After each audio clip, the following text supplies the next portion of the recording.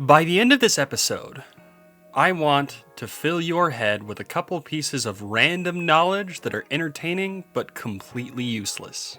Welcome back, everyone, to an episode of Wheels, Winchesters, and Weebs. Thank you so much for tuning to the podcast, and let's get rolling. First off, I want to say a massive thank you to everyone on YouTube who reached out and showed me all the love in one of the last shorts we did about streaming Doom on the New York Times Jumbotron. If you'd like to see that episode or more, head over to Wheels, Winchesters, and Weebs on YouTube and join in on the fun. You can see those on Instagram as well at Wheels, Winchesters, and Weebs on Instagram. I'll be linking both of those in the video description. I want to do a little house cleaning here as we start 2024 before we get rolling and let you guys know that we are in this for the long run. Right now, we're planning on sticking to about 2 episodes a month like we have been doing for the last little while, and we'll be moving to Saturdays for our bi-monthly upload. As always, like I said before, come join us on social media. It's a lot of fun, and you'll be able to see small snippets of the podcast every single week, 3 times a week. Now let's get into the random knowledge.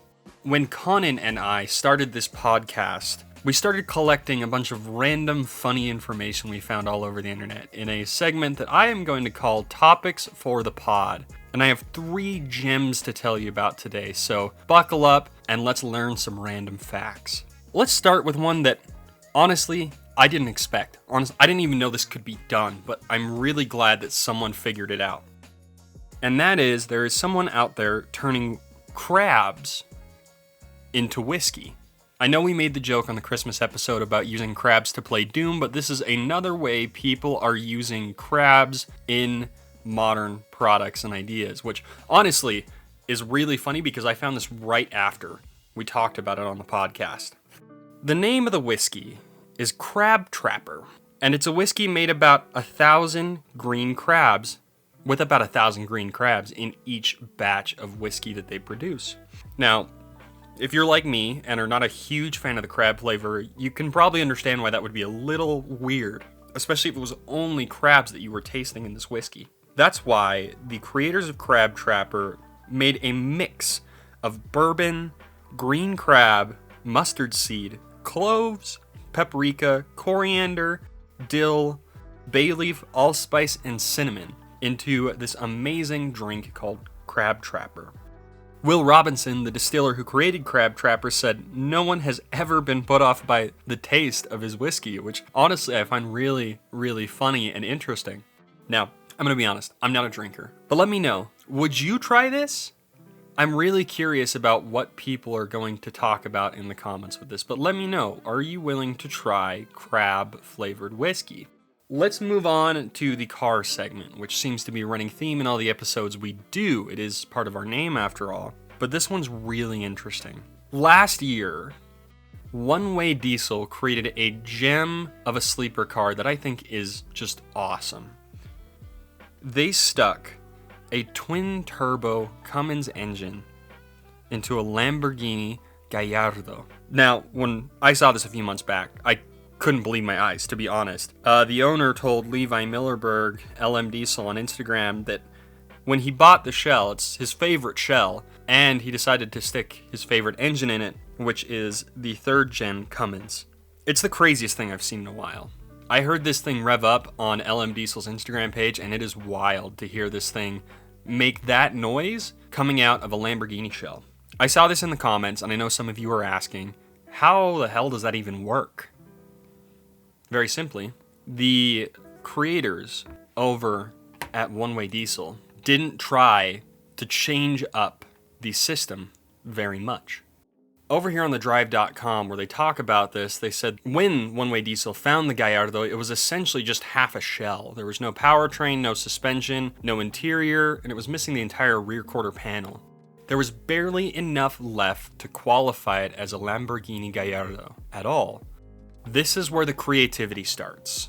So, obviously, like we said, that doesn't seem like it should work. This is a Cummins diesel engine, straight 6 going into a Lamborghini with a completely different drivetrain. But this is what thedrive.com had to say about it. As unusual as a Cummins straight 6 diesel is in a Lamborghini, One Way Diesel Performance did manage to retain some of its original character. by pairing the Cummins with a 6-speed open-gate manual transmission. In fact, aside from the protruding firewall, the interior looks almost stock, with only a few slight modifications such as the Gallardo's seats, dashboard, steering wheel, and gauges. The custom Starlight headliner is an interesting touch, but it doesn't seem out of place in a mid-engine Italian supercar. This is why I lost my mind, because honestly, as someone who saw it, not myself, but as I saw it on Instagram, it definitely looks like a Gallardo. You can't tell. The only thing that you can tell about it is the fact that it's got twin exhausts coming out the back. That's it. That drew me to another question that I want to ask you guys here today. And just let me know in the comments, shoot us a message on Instagram or YouTube. What is the craziest sleeper car idea or the craziest automotive thing that you've ever seen? Alrighty, ladies and gentlemen, as we're wrapping up on this little mini episode today, I wanted to touch on something that is honestly just hilarious.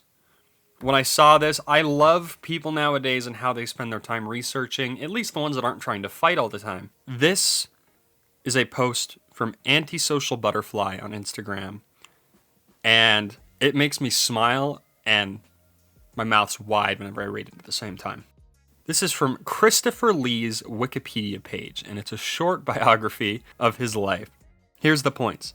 Christopher Lee witnessed the last public execution in France using a guillotine. He was almost married to Swedish royalty and was even given permission to marry by the King of Sweden. The inspiration for James Bond, which was written by his step-cousin Ian Fleming, was Christopher Lee. Christopher Lee is James Bond.